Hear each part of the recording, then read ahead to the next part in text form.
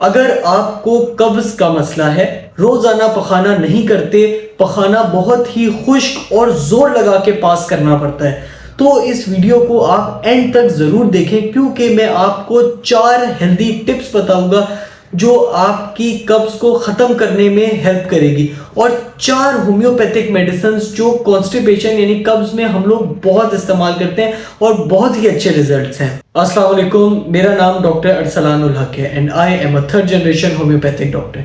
सबसे पहले हम इस बात को समझते हैं कि कब्ज होती क्यों है। जो आपकी बड़ी आंत है, लार्ज इंटेस्टाइन जिसे कहते हैं, उसकी पेरिस्टाल्टिक मूवमेंट जब स्लो हो जाए तो पखाना सही तरीके से मूव नहीं होता और पीछे से पुश नहीं मिलता उसे। ज्यादा देर पखाना लार्ज इंटेस्टाइन के एंड वाले हिस्से में कॉलोन में पड़े होने की वजह से उसमें से ज्यादा पानी एब्जॉर्ब हो जाता है और आपका पखाना खुश्क हो जाता है। अब खुश्की और स्लो पेरिस्टाल्टिक मूवमेंट दोनों मिल के आपकी कब्ज कर देती है, जिसकी वजह से आपसे पखाना सही तरीके से पास नहीं होता। अब बात ये आती है कि पेरिस्टाल्टिक मूवमेंट यानी उसकी जो मूवमेंट है लार्ज इंटेस्टाइन की, सिकुड़ना और आगे से खुलना, ये किस वजह से स्लो हो जाती है।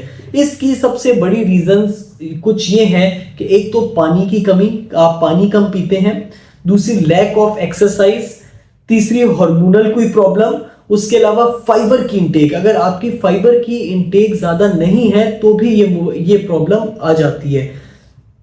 तो अगर आप इन्हीं चीजों को अपनी बेहतर कर लें, अपनी एक्सरसाइज को बेहतर कर लें, वाटर इंटेक को, फाइबर इंटेक को आप बेहतर कर लें, तो इन्हीं चीजों से आपकी कॉन्स्टिपेशन बहुत बेहतर होने के चांसेस होते हैं। कॉन्स्टिपेशन को मदर ऑफ ऑल डिजीजेस कहा जाता है। इसकी वजह यह है कि आपकी जो बड़ी आंत होती है ये आपके जिस्म के हर टिश्यू और हर ऑर्गन से कनेक्टेड होती है। कब्ज की वजह से जब ज्यादा देर तक पखाना इसमें पड़ा रहता है आपकी बड़ी आंत में, तो होता क्या है कि उस पे जितने भी जहरीले मादे होते हैं वो आपके पूरे जिस्म में सर्कुलेट कर रहे होते हैं। इसी वजह से जब आप बहुत अरसे तक कॉन्स्टिपेशन में रहते हैं तो इसका इफेक्ट आपके दिमाग के ऊपर भी होता है। आप में चिड़चिड़ापन, गुस्सा, इरिटेबिलिटी ये सब आता है, और जो आपके जहरीले मादे घूमने की वजह से कोई भी आपके जिस्म में वीक ऑर्गन होता है तो ये आहिस्ता आहिस्ता करके उस ऑर्गन को खराब करता है और किसी भी तरह की बीमारी आप में आ सकती है।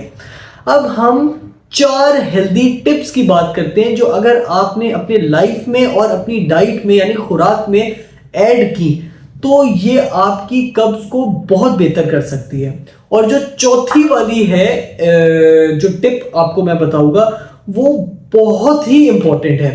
नंबर 1, आपने रात को 2 से 3 इंजीर को पानी में भिगो के सो जाना है। जब आप सुबह सुबह उठें तो आपने वो 2 से 3 इंजीर को फूली भी होंगी वो आपने खानी है। फिर आपने 1 ग्लास नीम गर्म पानी में 1 चम्मच शहद का डालना है, ये भी निहार मुंह आपने लेना है और उसे मिक्स करके वो आपने पीना है। तीसरी चीज, आपने चिया सीड्स को दही के साथ सुबह नाश्ते में आप खा सकते हैं। ये भी आपकी जो पेरिस्टाल्टिक मूवमेंट है इंटेस्टाइन्स की, बड़ी आंत की, उसको बेहतर करती है। अच्छा, जो चौथी चीज है वो ये है कि अगर आपके बाथरूम में इंडियन टॉयलेट नहीं है और वेस्टर्न टॉयलेट है तो आपने पखाना करते वक्त अपने सामने एक छोटा सा स्टूल रखना है जिस पे आप अपने पाँव रखें ताकि पाँव आपके एलिवेटेड हो जाए। इससे क्या होता है कि आपके जो पखाने की मूवमेंट है वो थोड़ी आसानी से हो जाती है। और एक और इसी के साथ आपने तरीका ये करना है, ये सुन्नत के मुताबिक है कि आपने थोड़ा सा प्रेशर अपने लेफ्ट साइड के ऊपर डालना है, पाँव को ऊपर करके थोड़ा सा स्टूल रख के, और थोड़ा सा प्रेशर आपने अपने लेफ्ट साइड के ऊपर देना है। अब मैं आपको 4 होम्योपैथिक मेडिसिन के नाम बताता हूँ जो बहुत ही कॉमनली कॉन्स्टिपेशन के लिए यूज की जाती हैं। Number 1, alumina.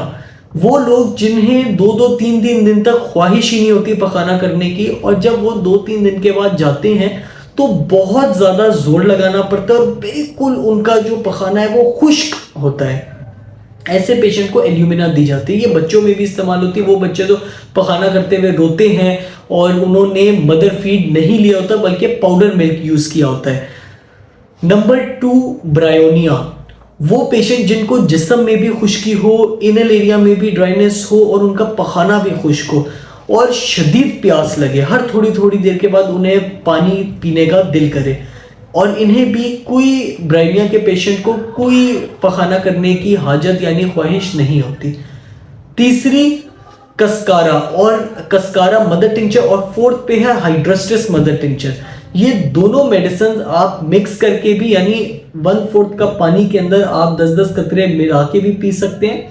ये भी कॉन्स्टिपेशन की, ये भी आपकी लार्ज इंटेस्टाइन की पेरिस्टाल्टिक मूवमेंट और जो ड्राइनेस है दोनों को कवर करती है। तो ये कॉमनली जो 4 मेडिसिन है, एल्यूमिना ब्राइनिया, कस्कारा मदर टिंचर और हाइड्रोस्टिस मदर टिंचर, आप यूज कर सकते हैं। लेकिन इसके अलावा सिम्टम्स के ऊपर बेशुमार हमारी मेडिसिन है। किसी को बचपन से कॉन्स्टिपेशन की प्रॉब्लम है, किसी को प्रेगनेंसी के बाद जो है वो प्रेगनेंसी के बाद कॉन्स्टिपेशन की प्रॉब्लम हो जाती है, बहुत सारे रीजंस की वजह से, और हर एक रीजन के ऊपर हमारी मेडिसिन चेंज हो जाती है। जैसे नक्स है, ओपियम है, प्लम्बम मेट है, एम्ब्राग्रीसिया है, बेशुमार और ऐसी मेडिसिन है कॉन्स्टिपेशन की, और बहुत ही जबरदस्त काम करती है।